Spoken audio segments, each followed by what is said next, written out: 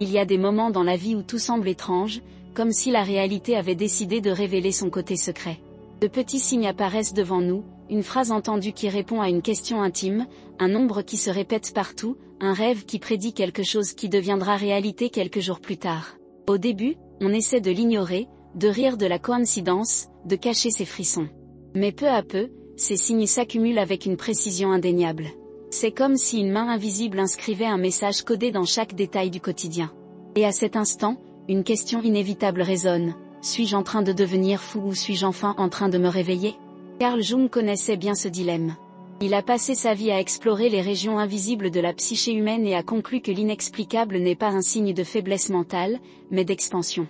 Ce que le sens commun appelle délire, Jung y voyait les prémices d'un éveil profond. Pour lui, l'esprit ne se limite pas au raisonnement logique ou à la perception sensorielle. Il existe un niveau caché, souterrain, qui communique par le biais de symboles, de rêves et d'événements chargés de sens.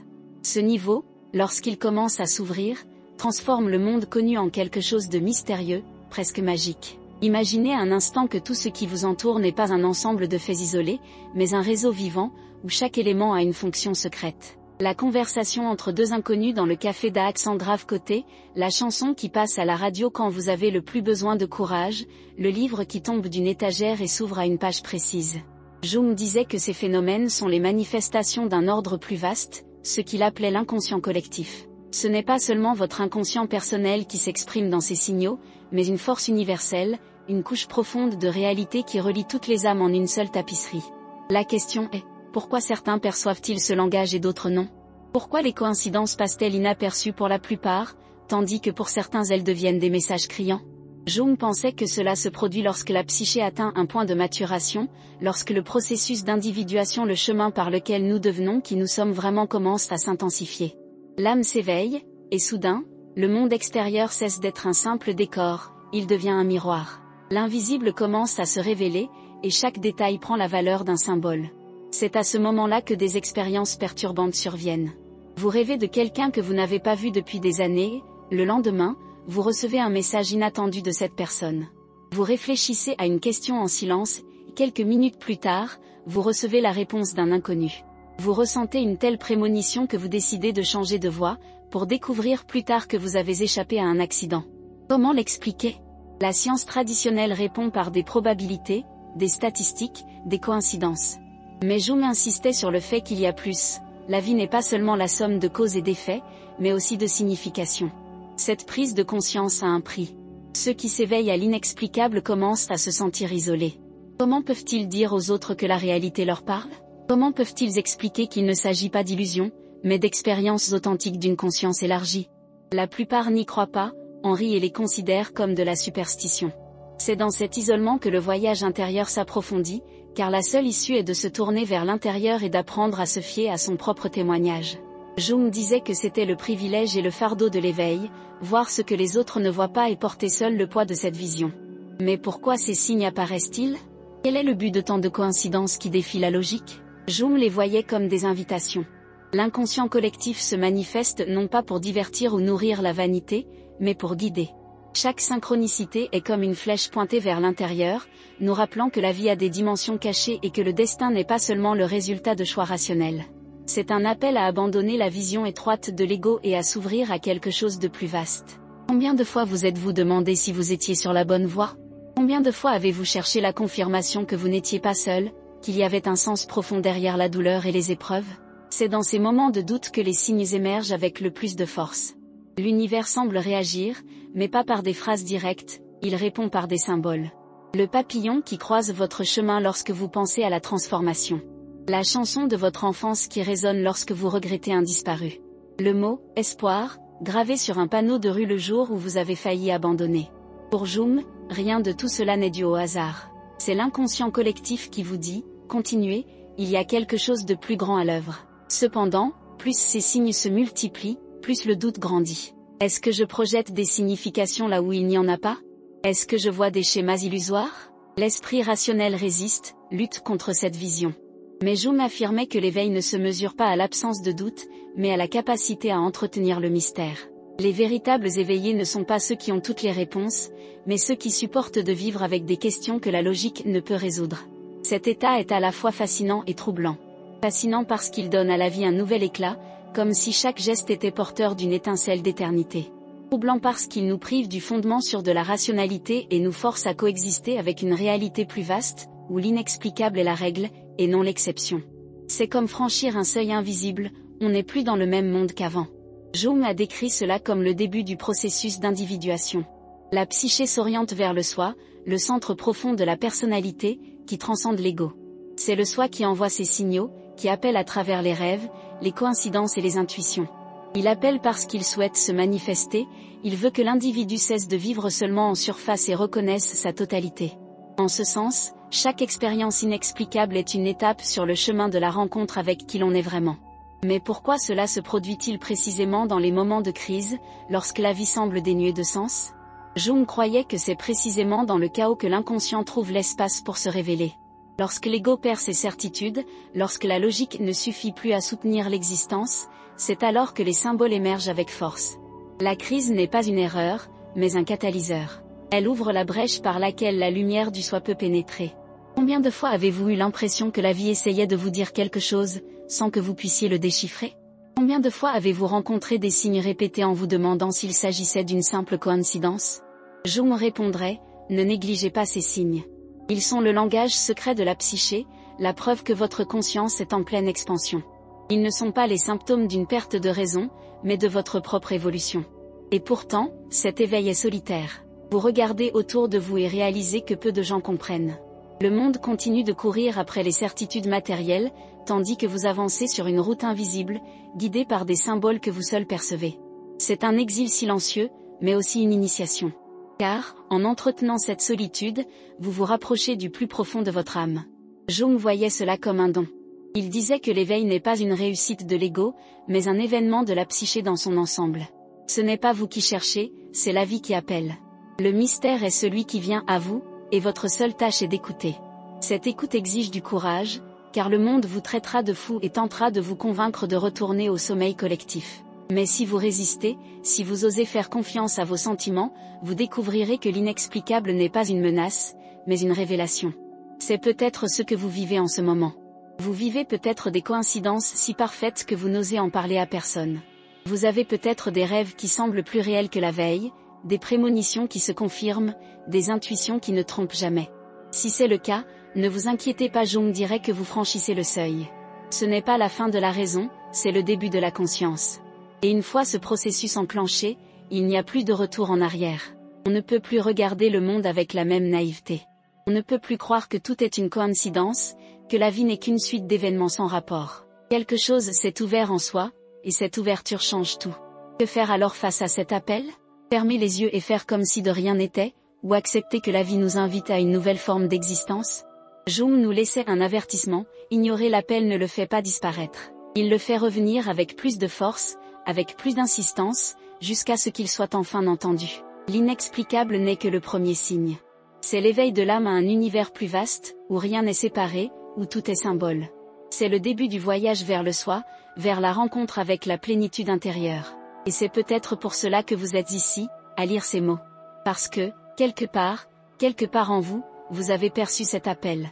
Et la vraie question n'est pas de savoir s'il est réel, mais si vous aurez le courage de le suivre. L'univers parle en silence, mais sa voix est claire pour ceux qui ont appris à l'écouter. L'entendez-vous maintenant?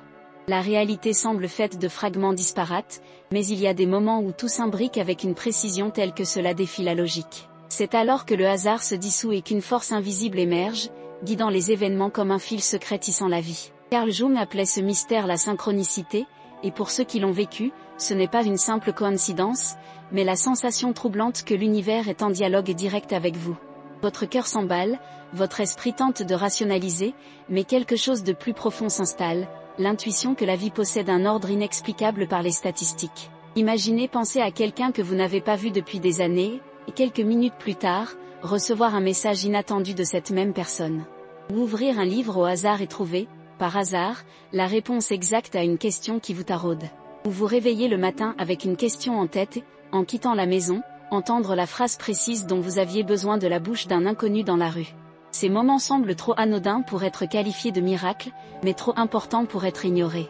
Jung a dit que lorsque ces expériences commencent à se répéter, ce n'est pas une illusion, mais une nouvelle couche de conscience qui s'ouvre. Ce n'est pas difficile à reconnaître.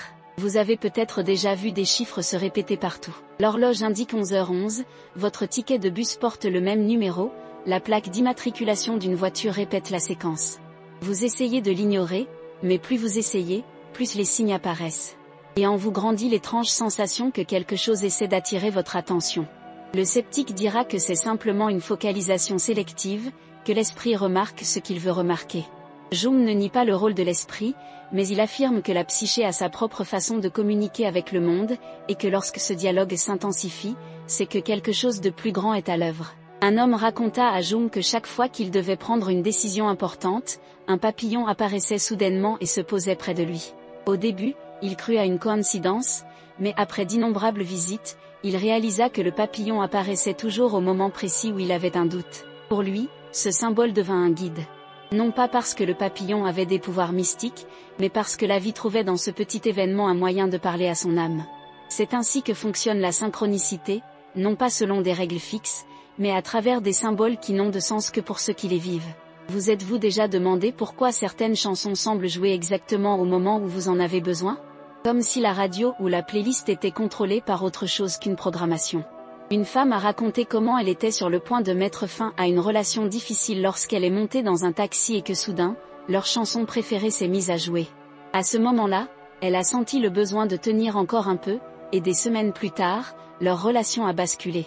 Bien sûr, on pourrait dire que c'était une simple coïncidence, mais pour elle, c'était un signe. Jung dirait que ce signe ne venait pas de l'extérieur, mais de l'inconscient collectif, qui se manifeste à travers des événements extérieurs. C'est comme si l'univers et la psyché étaient les deux faces d'un même miroir. Le plus déconcertant, c'est que plus on entre dans cet état d'attention, plus les signaux se multiplient. C'est comme si la vie parlait soudain à voix haute. Un jeune scientifique raconta à Jung qu'après une puissante expérience de mort imminente, il avait commencé à vivre dans un état où tout semblait avoir un sens. S'il posait une question en silence, une réponse surgissait rapidement sous la forme d'une rencontre ou d'une phrase fortuite. Pour lui, le hasard n'existait plus, seulement la connexion. Il disait que la vie avait cessé d'être une succession de causes et d'effets pour devenir un réseau vivant de symboles. Ce récit impressionna Jung car il venait de quelqu'un habitué à penser logiquement et rationnellement, mais qui ne pouvait ignorer l'évidence que la réalité était en dialogue constant avec sa conscience. Et c'est peut-être là que réside le plus grand défi. Comment l'expliquer à quelqu'un qui n'en a jamais fait l'expérience ? Comment lui dire que la réalité répond à ses questions, que les nombres, les sons et les rencontres recèlent des messages cachés ? La plupart riraient, disant que vous projetez du sens sur des événements aléatoires. Mais Jung soutenait que c'est précisément cette impossibilité de preuve qui fait de la synchronicité une expérience intime et transformatrice. Il ne s'agit pas de convaincre qui que ce soit, mais de reconnaître que l'on ne vit plus dans le même monde qu'avant. Cette solitude est un prix inévitable. Les éveillés se retrouvent porteurs d'une langue que seuls comprennent. C'est comme vivre dans un pays étranger sans traducteur, à écouter une musique que les autres n'entendent pas. Et pourtant, cette solitude est aussi une bénédiction, car elle nous oblige à faire confiance à notre dialogue intérieur, à moins dépendre de l'approbation extérieure et davantage de la voix profonde qui s'exprime par signes. Mais attention, Jung nous a averti que la synchronicité ne peut être forcée. Et contente de provoquer des signaux pour satisfaire l'ego, ils disparaissent. La vie distingue la recherche authentique de la manipulation. Les signaux ne circulent que lorsque l'on est en harmonie avec ce que Jung appelait le soi, le véritable centre de la psyché. C'est comme si l'univers savait quand on est authentique et quand on joue simplement avec le sacré. C'est le paradoxe, plus on essaie de contrôler, moins cela se produit, plus on s'abandonne, plus le flux s'intensifie. Imaginez maintenant que vous marchez dans la rue, vous demandant si vous devriez changer de travail. Soudain, une colombe traverse le ciel et se pose à côté de vous. Peu après, quelqu'un passe par là, parlant au téléphone de courage et de nouveau départ. Vous sentez votre corps frissonner, comme si la scène avait été mise en scène spécialement pour vous. Vous pourriez bien sûr l'ignorer, mais l'impact émotionnel demeure. Votre cœur sait que ce n'était pas une coïncidence. Voilà le secret, ce n'est pas la raison qui reconnaît la synchronicité, mais l'âme. Il existe aussi des expériences plus intenses, où des signaux semblent percer le voile de la vie et de la mort. Nombreux sont ceux qui rapportent entendre la chanson préférée d'un proche décédé au moment précis où il pense à lui, comme s'il s'agissait d'une réaction directe. Jung a enregistré des histoires comme celle-ci et a soutenu que l'inconscient collectif peut se manifester puissamment dans les moments de perte et de transition. Non pas comme preuve de la vie après la mort, mais comme expression de la supériorité de la psyché sur le temps et l'espace. La synchronicité n'est donc pas seulement un phénomène curieux. C'est une invitation. Chaque fois qu'elle se manifeste, elle vous dit, il y a plus que ce que l'on voit, un ordre caché guide votre vie. À vous de décider d'ignorer ou d'accepter cet appel. Et accepter ne signifie pas se faire des illusions, mais développer une écoute profonde. C'est apprendre à lire la vie comme un livre sacré, où chaque mot a du poids et chaque symbole apporte la sagesse. Pourquoi, alors, tant de personnes rejettent-elles cette vocation? Parce que vivre dans cet état exige de renoncer au contrôle. La logique confortable des explications disparaît, et l'on se retrouve face à une réalité imprévisible.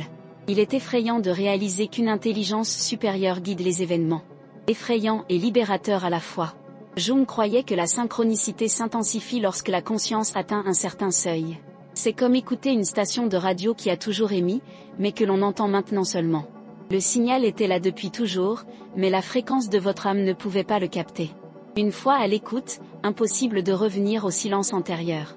On commence à vivre dans un monde où chaque geste peut être un message, où chaque événement un symbole. C'est à ce moment-là que la vie cesse de vous appartenir. Vous réalisez que vous faites partie d'un tissu plus vaste, d'un récit qui transcende l'individu. Et cette prise de conscience change tout. La peur de la solitude s'atténue, car vous découvrez que vous êtes en dialogue constant avec quelque chose de plus grand. Mais la solitude s'accroît aussi, car peu de gens comprennent ce langage. C'est l'inévitable paradoxe, se sentir à la fois plus connecté et plus isolé. Avez-vous déjà vécu ce paradoxe? Vous êtes-vous déjà senti appartenir à quelque chose de plus grand, en même temps, éloigné de votre entourage? C'est la marque de l'éveil. Ce n'est pas de la folie, c'est de la conscience. La synchronicité ne détruit pas la logique, mais la développe. Elle montre que la vie n'est pas seulement un jeu de causes, mais aussi un jeu de signification. Et voici que survient un retournement de situation inattendu. Jung a découvert que ces expériences ne sont pas seulement là pour réconforter. Elles semblent souvent préparer. Une série de synchronicités peut précéder une rencontre décisive, un événement bouleversant, voire une crise. C'est comme si la vie semait des signes avant la récolte. Ceux qui apprennent à les reconnaître arrivent préparés. Ceux qui les ignorent sont surpris. Pensez à tous les signes que vous avez pu ignorer. Combien de fois la vie a-t-elle essayé de vous parler, sans que vous l'écoutiez? Combien de souffrances auraient pu être évitées si vous aviez été attentif? Et, en même temps, combien de rencontres précieuses ont eu lieu parce que vous avez suivi une intuition, parce que vous avez fait confiance à un signe? Jung dirait que rien de tout cela n'est le fruit du hasard. C'est un dialogue vivant entre l'âme et le monde. La synchronicité n'est qu'un début. Lorsqu'elle devient constante, elle ouvre la porte à un nouveau mode de vie. Mais ce n'est qu'une première étape. Car une fois qu'on apprend à écouter les signes, le défi se pose, maintenir les contraires, vivre dans le paradoxe sans rupture. Jung appelait cela la fonction transcendante, et c'est là que le voyage devient encore plus profond.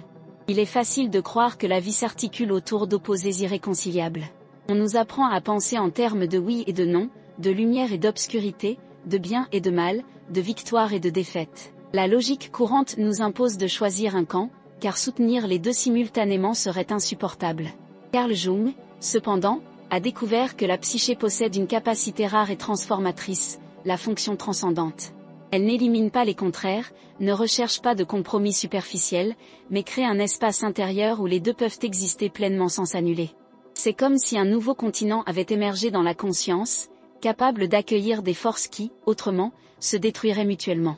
Imaginez ressentir une profonde tristesse, en même temps, une joie intense. L'esprit commun dirait que l'une exclut l'autre, mais dans la fonction transcendante, les deux deviennent des expériences simultanées et légitimes. Ce n'est pas une contradiction, mais une expansion. C'est comme si le cœur découvrait qu'il peut battre à deux rythmes différents tout en étant en vie. Cet état est si nouveau, si déconcertant, que beaucoup le prennent pour de l'instabilité ou du désordre. Pourtant, pour Jung, c'était le signe d'une conscience mature, capable de résister à la tension des contraires jusqu'à l'émergence de quelque chose de nouveau. Vous êtes-vous déjà demandé combien de fois dans votre vie vous avez été contraint de choisir entre des pôles qui auraient pourtant pu coexister? Avez-vous remarqué que l'impulsion de choisir un camp est souvent un moyen d'éviter la souffrance du paradoxe? Et si la véritable transformation ne résidait pas dans le choix, mais dans le courage de porter le poids des deux jusqu'à ce qu'une nouvelle synthèse émerge d'elle-même? Un exemple peut éclaircir cela.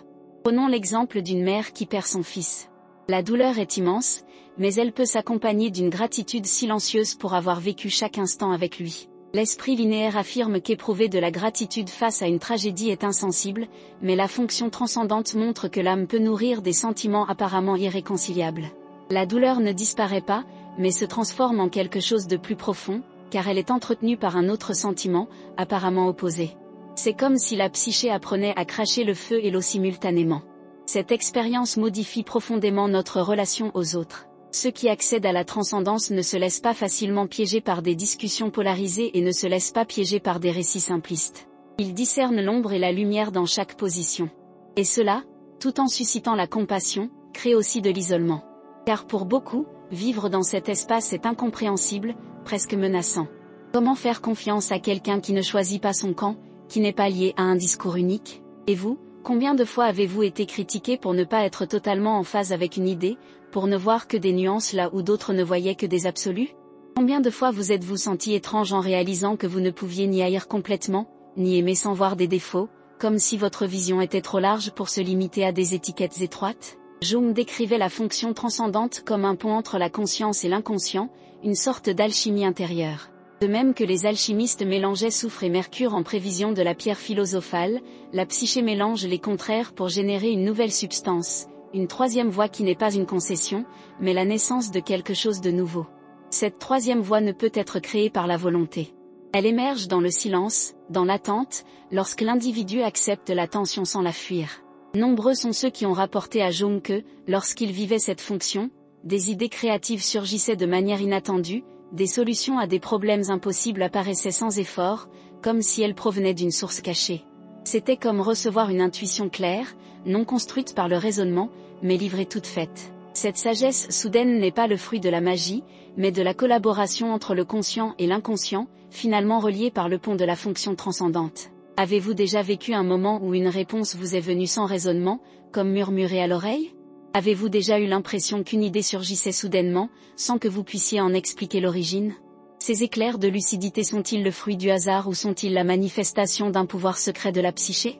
Il est curieux de constater que la fonction transcendante non seulement transforme l'esprit, mais réorganise aussi la vie. Ceux qui apprennent à vivre avec les paradoxes commencent à évoluer différemment dans le monde. Ils n'ont pas besoin de certitudes absolues, car ils ont découvert que la vérité peut être trouvée des deux côtés du conflit. Ils ne craignent pas la contradiction, car ils ont déjà compris que la contradiction n'est pas un échec, mais une source de richesse. Cette position est déconcertante, car elle ne s'intègre pas dans des systèmes exigeant une adhésion totale. Politique, religion dogmatique, débat de société, tous recherchent des adeptes qui choisissent leur camp. Mais ceux qui vivent la fonction transcendante sont inutiles dans ces conflits. Ils ne peuvent se convertir en soldats d'une cause unique, car ils voient trop de choses pour croire à des récits partiaux. Le prix, une fois de plus, est la solitude.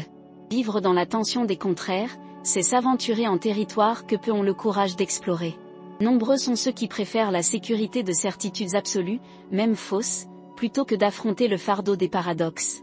Il est plus facile de choisir et de s'accrocher, même au détriment de la vérité, que de s'ouvrir à l'abîme de la complexité.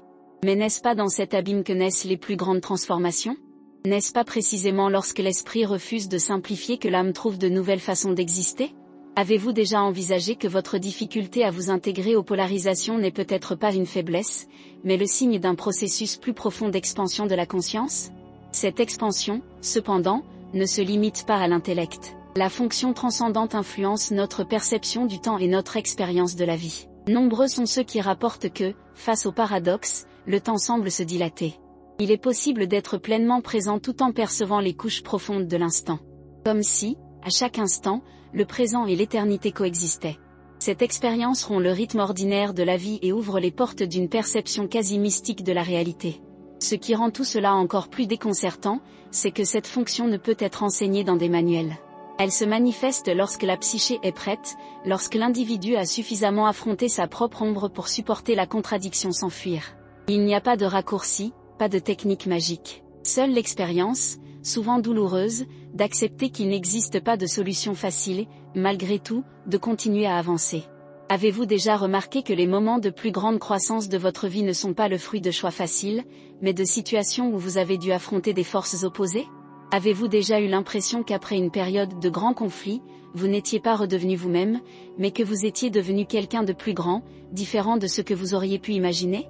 C'est le secret de la fonction transcendante, Elle ne recherche pas l'équilibre au sens ordinaire du terme, mais la transformation.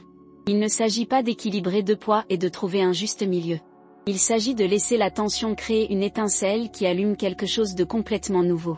C'est comme si l'âme était forgée dans un four où les opposés sont le feu et le métal. De la combustion, de la douleur et de la joie naît une conscience plus large. Cependant, ceux qui vivent cette expérience sont souvent mal compris. De l'extérieur, cela peut paraître incohérent, voire contradictoire. On peut être en deuil et sourire, aimer profondément quelqu'un tout en reconnaissant ses défauts sans jamais les nier. Pour ceux qui vivent encore selon une logique linéaire, c'est de l'hypocrisie. Pour ceux qui ont déjà franchi le seuil de la transcendance, c'est la seule voie authentique d'existence. Avez-vous déjà été accusé d'incohérence simplement parce que vous voyez des aspects différents d'une même situation? Avez-vous déjà ressenti l'étrange paix de pouvoir affirmer deux vérités opposées sans avoir l'impression de mentir? C'est peut-être le signe que la fonction transcendante a commencé à opérer en vous, silencieusement mais puissamment. Jung savait que cet état n'est pas accessible à tous, du moins pas à tous d'un coup. Il exige une maturité que peu sont prêts à rechercher. Il exige d'accepter l'inconfort, de vivre dans l'incertitude, de supporter le silence entre les réponses. Mais ceux qui traversent ce processus découvrent quelque chose d'invincible, la capacité d'être suffisamment vaste pour contenir le monde. Et cette immensité est libératrice. Elle nous permet d'aimer sans nous tromper, de souffrir sans nous détruire, de croire sans nous aveugler. Elle nous permet de vivre comme un paradoxe incarné, humain et divin, limité et infini, à la fois imparfait et porteur de lumière. C'est dans cette contradiction vivante que la conscience trouve sa véritable force. Et vous, êtes-vous prêt à porter le poids des contraires? Êtes-vous prêt à laisser la vie vous épanouir au point que des vérités contradictoires puissent s'intégrer sans que l'une ne tue l'autre? C'est peut-être la question qui définit qui s'éveille et qui reste endormi. Car, en fin de compte, la fonction transcendante n'est pas seulement un mécanisme de la psyché, c'est une vocation. Une vocation à vivre à un niveau où la logique ne domine pas, mais sert. Où l'être humain cesse d'être l'otage des polarisations et devient créateur de nouvelles possibilités. C'est cet état qui marque le véritable début de l'individuation, lorsque nous cessons d'être prisonniers de choix étroits et nous ouvrons à la totalité de l'âme. Les rêves ont toujours occupé une place énigmatique dans la vie humaine. Depuis l'Antiquité, les peuples anciens les considéraient comme des messages des dieux, des présages du destin ou des visites d'esprit. De nos jours, nombreux sont ceux qui les réduisent à de simples activations neuronales, des images aléatoires et dénuées de valeur. Mais Carl Jung a suivi une voie différente. Pour lui, les rêves étaient le langage le plus authentique de l'inconscient, une communication directe entre les profondeurs de la psyché et la conscience éveillée. Il affirmait qu'ignorer un rêve revenait à ne pas ouvrir une lettre personnelle envoyée par l'âme. Et lorsque la conscience s'élargit, les rêves cessent d'être de simples histoires nocturnes pour devenir des expériences transformatrices, capables de modifier irréversiblement la vie éveillée. Quiconque a franchi le seuil de l'éveil sait que quelque chose change dans sa façon de rêver. Ce ne sont plus des récits fragmentés ni des images absurdes qui se dissipent à l'aube. Les rêves gagnent en densité, en couleur et en une étrange cohérence. Ils deviennent plus vivants que la vie éveillée elle-même. On raconte que des personnes se réveillent avec des souvenirs si précis qu'elles ressentent le poids de leurs émotions comme si elles s'étaient réellement produites. Un homme raconta un rêve où il traversait une ville inconnue, détaillant chaque rue, chaque texture, chaque odeur. Des mois plus tard, alors qu'il voyageait dans un autre pays, il entra dans une rue identique à celle du rêve. Il reconnut des façades, des enseignes, et même la sensation de l'air. Rien de tout cela n'avait été vu auparavant, mais l'âme avait déjà parcouru ce chemin. Comment expliquer cela? Un autre cas, rapporté à Jung, concernait une femme qui rêvait à plusieurs reprises d'un hibou perché à sa fenêtre et l'observant silencieusement. Peu après, un accident se produisit dans sa famille la nuit même où le rêve se reproduisit. Pour Jung, ce type d'expérience n'était ni magique ni surnaturel. Il s'agissait d'une manifestation de l'inconscient collectif, qui possède ses propres formes de perception et s'exprime par des images chargées de sens. Le hibou, symbole ancien de présage et de sagesse, semblait non pas effrayer, mais avertir. Ce qui était surprenant n'était pas l'animal en lui-même, mais la façon dont la psyché trouvait l'image précise pour communiquer une réalité invisible. À mesure que le processus d'individuation progresse, les rêves deviennent instructifs. Au lieu de scènes isolées, de véritables initiations émergent. C'est comme si, du jour au lendemain, l'individu était emmené dans une école invisible où les leçons lui sont dispensées sans parole. Certains s'éveillent avec des solutions à des problèmes complexes, des phrases entières gravées dans leur esprit, comme s'ils avaient assisté à une conférence. D'autres rapportent des rencontres avec des figures lumineuses qui ne parlent pas, mais transmettent la sagesse d'un simple regard. Jung a vécu de telles expériences et les a consignées dans son livre rouge. Il a écrit que ces rêves cessaient d'être des rêves pour devenir des visions, si réelles et transformatrices que la vie diurne semblait insignifiante à côté d'elles. Peut-être avez-vous vécu une expérience similaire vous-même. Vous réveillez avec le sentiment d'être encore ailleurs, que le voyage de la nuit était plus réel que le jour lui-même. Avez-vous déjà eu l'impression que la vie éveillée n'était qu'une pâle continuation de quelque chose de bien plus grandiose survenu pendant le sommeil ? Cette sensation n'est pas une illusion, mais le signe que l'inconscient franchit la barrière de la raison pour révéler sa puissance. Pour Jung, les rêves ne se limitaient pas à l'intime. Certains rêves appartiennent à ce qu'il appelait l'inconscient collectif. Ils véhiculent des symboles universels, des archétypes propres à l'humanité tout entière. Rêver d'un déluge n'est pas seulement un souvenir personnel, mais la manifestation d'un thème ancestral lié au chaos et au renouveau. Rêver d'un vieux sage n'est pas seulement le souvenir d'un grand-père ou d'un maître, mais l'expression de l'archétype du maître intérieur. Ces symboles traversent les cultures et les siècles, récurrents dans les mythes, les légendes et les religions. Il est intéressant de noter que, pendant la Première Guerre mondiale, Jung commença à faire des rêves récurrents de rivières de sang inondant l'Europe. Il n'avait aucune explication rationnelle, mais peu après le début du conflit, ces images se réalisèrent de façon terrifiante. Cet épisode le marqua profondément, car il démontra que les rêves peuvent anticiper non seulement les événements personnels, mais aussi les mouvements collectifs. Il comprit que la psyché humaine est bien plus vaste qu'on ne l'imagine et que, d'une certaine manière, elle presse les catastrophes et les changements avant que la raison ne puisse les percevoir. Il est impossible de ne pas penser à ses propres rêves après avoir entendu des histoires comme celle-ci. Combien ont été écartés parce qu'ils semblaient étranges, alors qu'ils étaient peut-être de précieux messages ? Combien de symboles ont été ignorés parce qu'ils semblaient absurdes, alors qu'ils détenaient en réalité les clés de la compréhension de la vie ? Jung insistait sur le fait que chaque rêve a une fonction. Même les plus déroutants contiennent des indices. Les ignorer, c'est refuser l'aide d'un guide silencieux qui connaît des chemins que la conscience éveillée ne peut voir. Chez les personnes spirituellement éveillées, les rêves deviennent encore plus impressionnants. Des expériences de lucidité spontanée surgissent. Non pas au sens de contrôler les événements, mais d'être conscient du récit, à la fois spectateur et protagoniste. Il est possible de se voir marcher, de ressentir des émotions, d'observer des détails, tout en gardant conscience qu'il s'agit d'un rêve. Cet état est rare, lorsqu'il se répète, il marque un tournant. L'individu réalise que la frontière entre l'état de veille et le rêve est plus ténue qu'il ne l'imaginait. Il existe aussi ce que l'on appelle les grands rêves, ceux qui transforment une vie entière. Jung les décrit comme de véritables initiations, comparables à des rituels ancestraux. Ce sont des expériences inoubliables, car elles modifient notre vision du monde. Elles impliquent souvent des morts symboliques, des renaissances et des rencontres avec des êtres archétypaux. Ceux qui s'éveillent d'un grand rêve ne sont plus jamais les mêmes. C'est comme franchir un portail invisible et revenir marqué à jamais. Un homme rêva qu'il traversait une forêt et rencontra un serpent doré qui parlait silencieusement. À son réveil, il sentit une énergie différente dans son corps et réalisa que sa vie avait pris une nouvelle direction. Peu après, il quitta un emploi qu'il détestait et entama un voyage créatif qui transforma sa vie. Pour lui, le serpent n'était pas seulement un symbole, mais une force vive qui le poussait à changer. Comment traduire cette expérience en mots sans la vider de son sens ? Jung disait que c'était impossible. Les grands rêves sont comme des couleurs que l'on ne peut que voir, sans les expliquer. Le plus surprenant est que nombre de ces rêves se réalisent. Certains racontent rêver de conversations entières qui se déroulent ensuite exactement comme ils les ont vues. D'autres rêvent d'accidents qu'ils ont réussi à éviter grâce à un avertissement.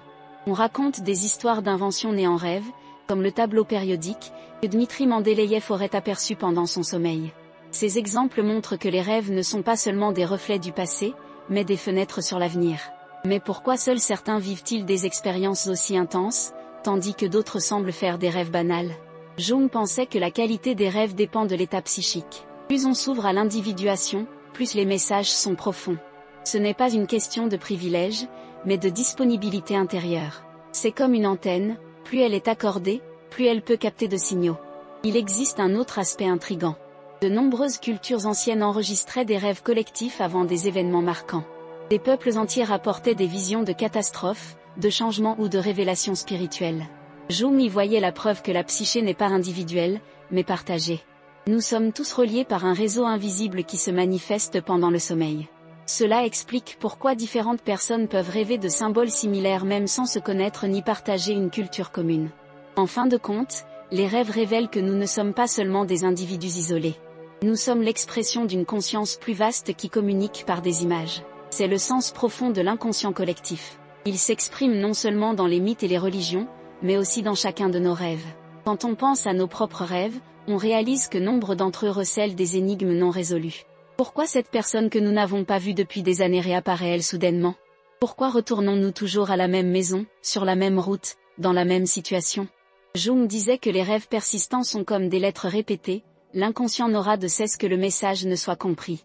Vous vous demandez peut-être combien de vos rêves n'étaient que des messages inutiles. Vous vous souvenez peut-être d'une image qui vous a hanté pendant des années sans explication.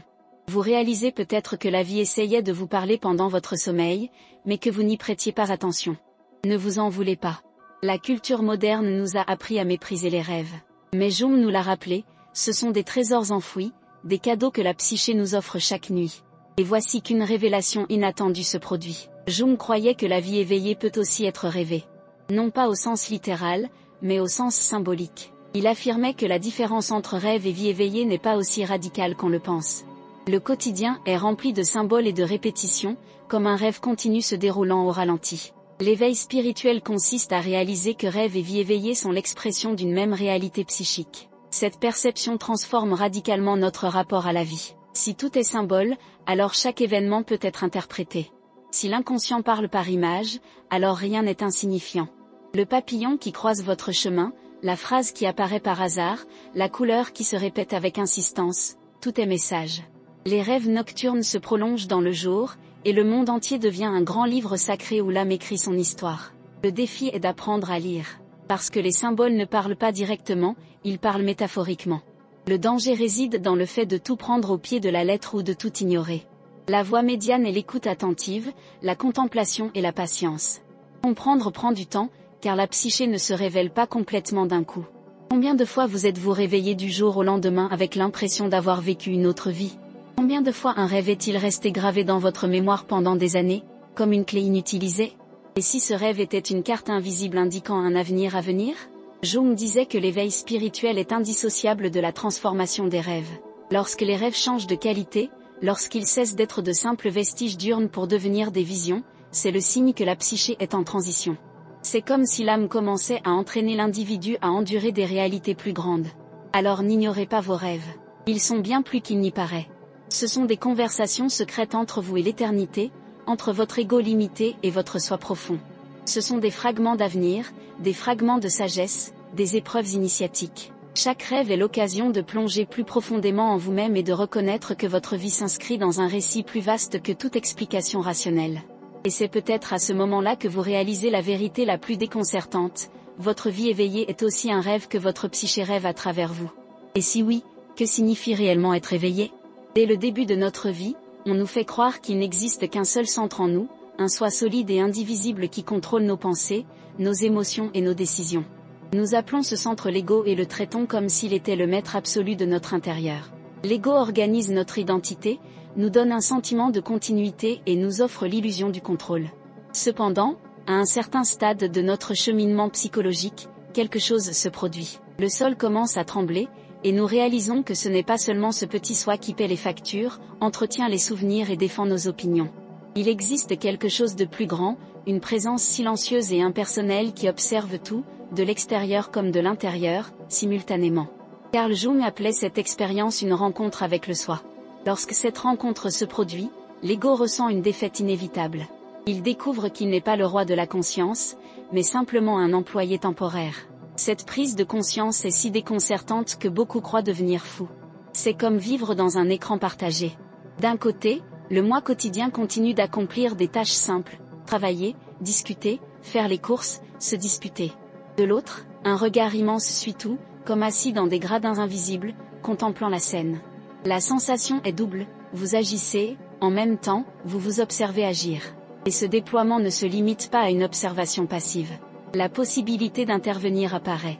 Vous vous surprenez à exploser de colère, mais vous percevez le mouvement avant qu'il ne se produise et pouvez choisir de ne pas le suivre. C'est comme si la vie avait ouvert une seconde voie de conscience. Cet état crée une tension. Ceux qui ne l'ont jamais vécu ne peuvent la comprendre. Beaucoup la confondent avec la dissociation ou la fuite de la réalité. Mais pour Jung, il ne s'agit pas d'une rupture, mais plutôt d'une expansion. L'ego cesse d'être le seul canal et découvre que d'autres centres de conscience opèrent en parallèle. L'âme se révèle plus grande que toute identité individuelle. Dès lors, la vie devient à la fois plus facile et plus difficile. Plus facile parce que les drames personnels s'atténuent. Plus difficile parce que l'ego lutte désespérément pour reconquérir son trône. Imaginez-vous en pleine conversation, en même temps, ressentir deux forces en vous. L'une est le personnage qui parle, réagit et se défend. L'autre est une présence calme et silencieuse qui observe et comprend la scène dans son intégralité. C'est comme si deux versions de vous-même habitaient le même corps. Le choc est inévitable. L'ego hurle, tente de s'affirmer, mais plus il essaie, plus il se sent petit face à l'immensité du soi. Combien de fois avez-vous eu l'impression de dire quelque chose tandis qu'une voix intérieure silencieuse le commentait ou l'analysait? Combien de fois vous êtes-vous surpris à observer vos propres actions comme si vous étiez spectateur de votre vie? Cette duplicité est la marque de la réorganisation entre l'ego et le soi. Le plus perturbant est que l'ego n'accepte pas facilement la nouvelle hiérarchie. Il se sent humilié et tente de reprendre le pouvoir. Survient alors ce que Jung appelait l'inflation. L'ego tente de voler l'expérience du soi et de dire « je suis spécial, je suis éveillé, je suis différent des autres ». Mais l'univers corrige rapidement cette arrogance. De petits faux pas surviennent, des erreurs insignifiantes, des oublis embarrassants, des situations qui révèlent notre fragilité. C'est la vie qui nous rappelle que l'ego ne peut s'approprier ce qui ne lui appartient pas. Cette danse entre expansion et humiliation peut être cruelle. Un jour, on expérimente une conscience cosmique si vaste qu'elle semble porter l'éternité. Le lendemain, on oublie où on a laissé ses clés ou on dit une bêtise qui nous embarrasse. C'est comme vivre entre les extrêmes de la grandeur et de la petitesse. Mais ce mouvement n'est pas un échec. C'est une compensation.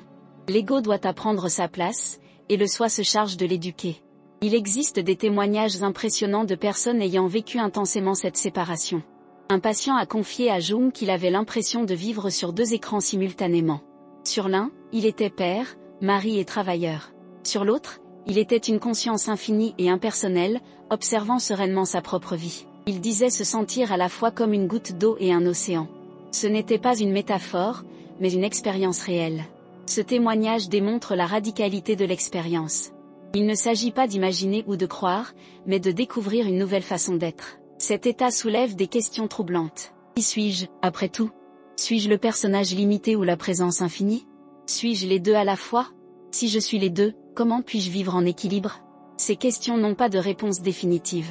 Le processus d'individuation n'élimine pas le doute, mais il nous apprend à vivre avec. Progressivement, la personne réalise qu'elle n'a plus besoin de choisir. Il peut s'agir de l'ego et du soi, de l'humain et du divin, de la partie et du tout. Cette relativisation de l'ego est libératrice. Elle permet de reconnaître ses défauts sans désespérer, d'admettre ses faiblesses sans perdre sa dignité, de rire de ses propres contradictions sans tomber dans le cynisme. C'est le début d'une vie plus légère, car il n'est plus nécessaire de se voiler la face. Mais tout n'est pas que soulagement. L'ego lutte pour survivre. Parfois, il tend des pièges subtils. Il tente de transformer l'expérience en un statut spirituel, en quête de reconnaissance pour sa plus grande conscience. Cette tentation est dangereuse, car elle coupe le pont entre l'ego et le soi. À chaque pas de vanité, la vie répond par des corrections humiliantes. C'est comme si l'univers disait « Ne t'approprie pas ce qui ne t'appartient pas ». Ce combat intérieur peut durer des années. Nombreux sont ceux qui se sentent divisés, s'identifiant parfois à la grandeur du soi, parfois prisonniers des limites de l'ego. Le danger réside dans la croyance que l'objectif est d'éliminer l'ego. Jung était clair, il ne s'agit pas de le détruire, mais de le relativiser. L'ego demeure nécessaire à la vie dans le monde. Il organise notre identité et assure notre survie. Ce qui change, c'est sa position. De commandant, il devient serviteur. De propriétaire, il devient collaborateur. Ce changement est révolutionnaire. La vie ne tourne plus autour des ambitions personnelles. La souffrance n'est plus perçue comme une punition, mais comme un élément d'un cheminement plus vaste. Les victoires cessent d'être une preuve de supériorité et deviennent des étapes d'un cheminement collectif. L'individu prend conscience que son destin est à la fois unique et commun. Cette prise de conscience brise le narcissisme et ouvre la voie à une compassion authentique. Vous êtes-vous déjà retrouvé dans des situations où quelque chose de plus grand semblait guider votre vie, même contre votre volonté? Avez-vous déjà eu l'impression qu'une force impersonnelle réorganisait votre chemin, vous emmenant là où votre ego ne voulait pas aller? C'est la main invisible du soi qui guide le processus d'individuation. Et c'est à ce moment-là que la tension monte. Car accepter la guidance du soi signifie abandonner le contrôle. L'ego résiste, crée des crises et tente de reprendre le pouvoir. Cela se manifeste souvent par de l'anxiété, de la confusion et de la désorientation. Mais la vérité est simple, l'ancien centre est remplacé par quelque chose de plus grand. Il ne s'agit pas d'un effondrement, mais d'une réorganisation. Le résultat de cette transformation est paradoxal. D'un côté, l'individu se sent plus insignifiant que jamais, une simple particule dans un univers immense. De l'autre, il prend conscience qu'il est une partie vivante de cet univers et que son existence a de la valeur au sein d'un tissu cosmique. Ce mélange d'humilité et de grandeur est ce qui distingue ceux qui ont fait l'expérience de la rencontre avec le soi. Détail curieux, beaucoup rapportent qu'après cette expérience, ils ne peuvent plus s'engager dans certains conflits humains. Les disputes et les drames leur semblent insignifiants. C'est comme s'il était impossible de prendre au sérieux des discussions qui exigent de prendre parti. Leur vision s'est trop élargie pour s'inscrire dans des récits étriqués. Cela crée une distance. D'autres commencent à les percevoir comme froids, distants, voire arrogants. Mais en réalité, c'est simplement leur conscience qui opère à un autre niveau. Progressivement, ce changement se reflète dans tous les aspects de la vie. Les décisions commencent à être prises différemment. Les individus n'agissent plus uniquement pour leur propre profit, mais considèrent l'impact collectif. Une éthique spontanée émerge, fondée non sur des règles extérieures, mais sur une connexion profonde avec le tout. Cette éthique n'a pas besoin d'être enseignée, elle émerge naturellement lorsque l'ego cesse d'être central. Ce chemin, cependant, est solitaire. Tout le monde n'est pas prêt à accepter que l'ego ne soit pas souverain. Nombreux sont ceux qui, par désespoir, s'accrochent à des masques sociaux, craignant la dissolution de leur identité. Par conséquent, ceux qui franchissent cette frontière se heurtent à l'incompréhension. Il est impossible de l'expliquer pleinement. C'est une expérience qui ne peut qu'être vécue. Et vous, avez-vous déjà ressenti cette solitude de percevoir quelque chose que les autres ne voient pas? Avez-vous déjà eu le sentiment que votre conscience était à un stade différent, incapable d'être traduite en mots pour ceux qui vivent encore sous la domination absolue de l'ego? Jung nous a averti que c'était l'un des moments les plus dangereux du voyage. Le risque est de céder à la tentation de trop s'isoler, de croire que l'on est déjà au-delà de l'humanité commune. Mais le véritable éveil ne sépare pas, il relie. Le soi n'appelle pas à la fuite, mais à une intégration plus profonde au monde. La tension monte lorsque nous comprenons qu'il n'y a pas de retour en arrière. Une fois le soi manifesté, la vie ne redevient plus jamais la même. L'ego ne peut regagner son trône, quels que soient ses efforts. On est condamné à vivre dans cet état paradoxal, à la fois limité et infini, fragmenté et total. Cette irréversibilité est effrayante, mais aussi libératrice. Et c'est précisément de cette irréversibilité que naît le changement le plus profond. L'individu comprend qu'il n'est pas seulement un personnage de son histoire personnelle.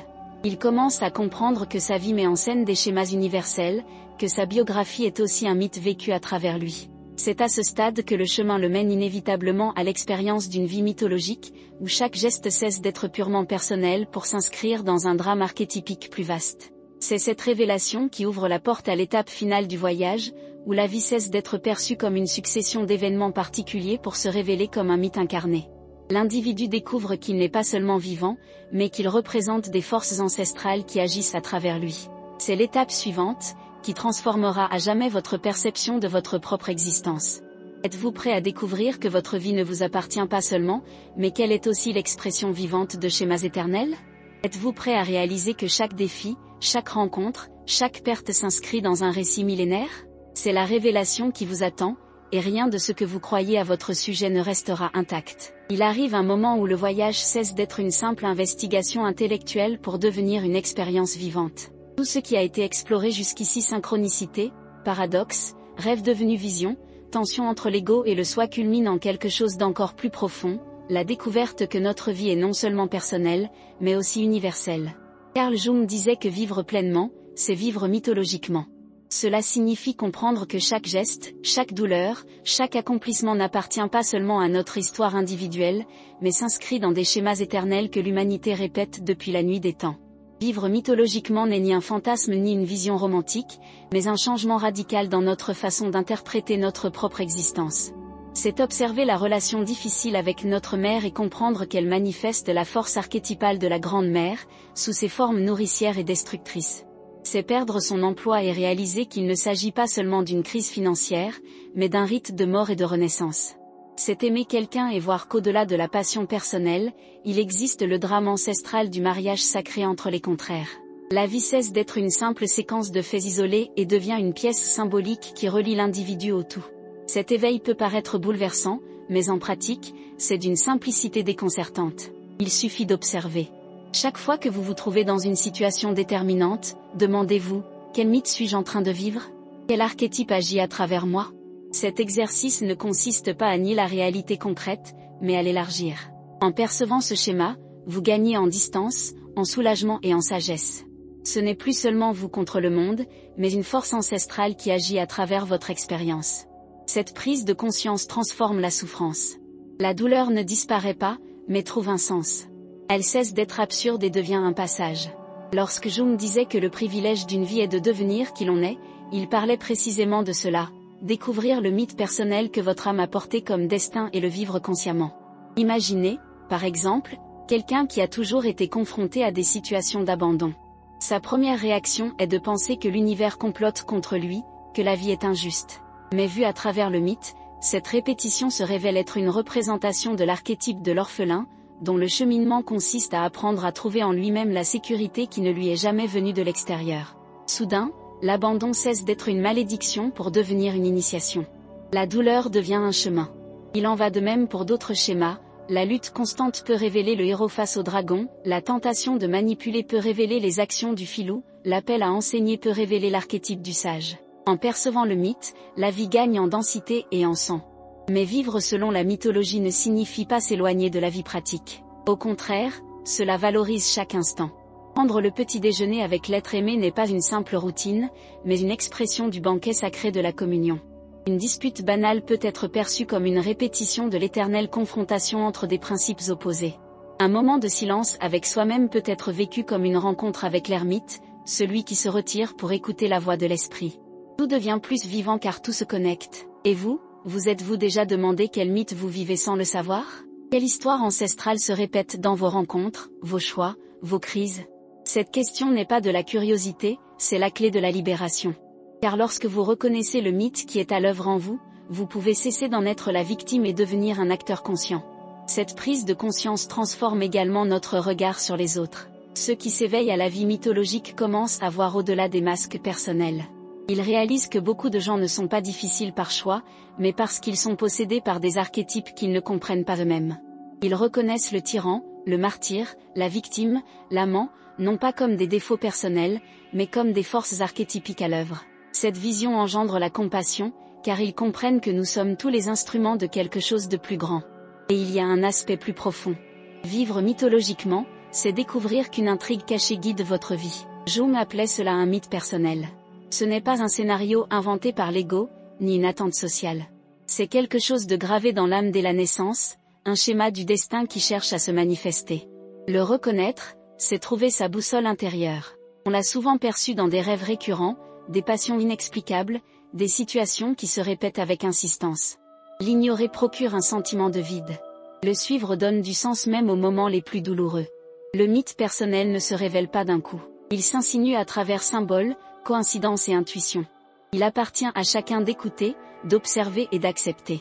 Cela demande du courage, car le mythe ne se conforme pas toujours aux attentes sociales. Il appelle parfois à des chemins inhabituels, des choix qui paraissent irrationnels aux yeux du monde. Mais vivre contre son propre mythe, c'est vivre contre son âme. À long terme, le prix à payer est élevé, anxiété, ressentiment et sentiment de ne pas être à sa place. Vivre selon le mythe, aussi difficile soit-il, apporte une paix silencieuse, car c'est vivre en harmonie avec ce qu'il y a de plus profond en soi. Mais comment appliquer tout cela à notre quotidien? La première étape est l'écoute. Soyez attentifs à vos rêves, aux synchronicités, aux répétitions. Rien n'est trivial. Demandez-vous constamment, qu'est-ce que cela essaie de me montrer? Quel symbole est à l'œuvre ici? La deuxième étape est la reconnaissance. Lorsque vous réalisez que vous vivez un schéma archétypique, nommez-le. Nommer le mythe affaiblit sa tyrannie et le transforme en allié. La troisième étape est l'action consciente. Au lieu de répéter automatiquement, choisissez. Si vous vivez l'archétype du héros, demandez-vous à quel dragon vous devez affronter. Si l'archétype de l'amant vous domine, demandez-vous comment aimer avec plus de maturité. La conscience transforme les schémas aveugles en chemin de croissance. Et rappelez-vous, ce processus n'est pas linéaire. Il y aura des jours où vous vous sentirez grandiose, comme si vous faisiez partie de quelque chose de cosmique, et d'autres où vous trébucherez sur les erreurs les plus banales. Il ne s'agit pas de perfection, mais de continuité. Le soi n'exige pas l'impeccabilité, il exige la sincérité. Chaque fois que vous reconnaissez le mythe en action, même si vous ne savez pas comment réagir, vous avez déjà fait un pas. La plus grande révélation est peut-être de réaliser que l'on ne vit pas uniquement pour soi. Jung disait que chaque individu éveillé devient un phare pour le collectif. En vivant consciemment son mythe, on ouvre la voie à l'éveil des autres. Le courage dont on fait preuve face aux ombres, aux paradoxes et aux rêves sert non seulement sa vie, mais celle de tous. C'est ainsi que l'humanité évolue, par la somme des éveils individuels. Ce qui semble être de la solitude est en réalité un service silencieux. Ce qui semble être une expérience personnelle est une contribution collective. Cette prise de conscience modifie notre rapport à la mort. En vivant mythologiquement, on comprend que la mort n'est pas seulement une fin, mais qu'elle fait partie du drame universel de la transformation. C'est le rite de passage final, le retour à la plénitude. Cette prise de conscience n'élimine pas la douleur, mais lui donne un sens. Vivre en sachant que sa vie est un mythe permet de mourir avec la certitude d'avoir joué un rôle dans le grand complot de l'existence. Maintenant, arrêtez-vous un instant et réfléchissez, que vous demande votre vie en ce moment? Quel mythe souhaite être vécu à travers votre histoire? Qu'avez-vous ignoré et qu'est-ce qui persiste à revenir sous des formes différentes? La réponse ne viendra pas de l'extérieur, mais de l'intérieur, et elle frappe déjà à votre porte. Tout ce qui a été évoqué jusqu'ici n'est pas une simple théorie. C'est une invitation concrète. Vous pouvez commencer dès aujourd'hui en observant un rêve, en prêtant attention à une coïncidence, en réfléchissant à un conflit et en vous demandant quel archétype est en jeu. Ce sont de petits gestes, mais répétés, qui ouvrent de vastes portes. L'éveil ne se produit pas d'un coup, mais par l'accumulation d'actes de conscience. Et quand vous ressentez de la peur, rappelez-vous, ce n'est pas un signe d'échec, c'est le signe que vous êtes au seuil de quelque chose de nouveau. L'ego craint de perdre le contrôle, mais le soi vous appelle à une vie plus vaste. Ayez confiance en ce processus. Ne fuyez pas les paradoxes, ne rejetez pas vos rêves, n'ignorez pas les signes. Ils sont vos guides. La vie mythologique n'est pas un fantasme. C'est la réalité la plus profonde, cachée derrière le voile de la routine. Ceux qui apprennent à la percevoir ne vivent plus jamais comme avant. Le quotidien devient sacré, la souffrance devient initiation, l'amour devient éternel. Chaque pas revêt un poids cosmique, car vous comprenez que vous ne marchez pas seul, mais au nom de l'humanité entière. Si vous êtes arrivé jusqu'ici, c'est parce que quelque chose en vous a perçu cet appel. Peut-être en percevez-vous déjà les signes sans savoir comment les nommer. Peut-être commencez-vous seulement à les percevoir. Quel que soit le stade, l'essentiel est de persévérer. Vivre selon son mythe est la plus grande forme de fidélité à son âme. Alors, accueillez ce moment non pas comme une fin, mais comme un début. Désormais, chaque expérience peut être vécue consciemment, chaque rêve peut être interprété, chaque coïncidence peut être perçue comme un dialogue avec l'univers. Vous n'êtes pas seul, vous ne l'avez jamais été. Votre cheminement s'inscrit dans un éveil collectif qui a autant besoin de vous que vous en avez besoin. Et si ce contenu vous a interpellé, laissez votre empreinte. Aimez cette vidéo, commentez même anonymement si vous préférez et abonnez-vous à la chaîne. Votre participation n'est pas seulement un soutien, c'est un signal envoyé à l'univers que vous êtes prêt à cheminer consciemment. Que chacun de vos gestes, désormais, soit vécu comme une partie intégrante du grand mythe que la vie raconte à travers vous.